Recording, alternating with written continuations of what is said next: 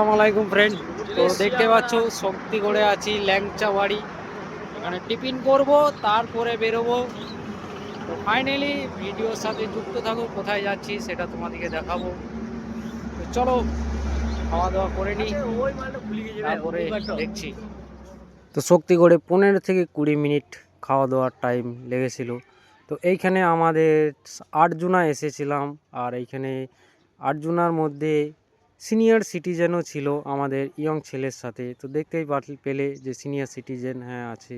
আর এখানে সাউথ ডিশটা সবথেকে বেশি ছিল, ইডলি ডোসা এইগুলাই ছিল বেশি। তো ইডলি ডোসা খেলাম, তারপরে খেয়ে নিলাম চটপটি। চটপটির টেস্টটাও খুব সুন্দর ছিল, খেলে পেতে বুঝতে ফাইনালি পৌঁছে গেছি ফুরফুরা শরীফ।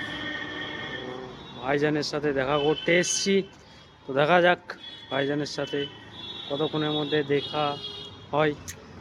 তো চলো দেখছি।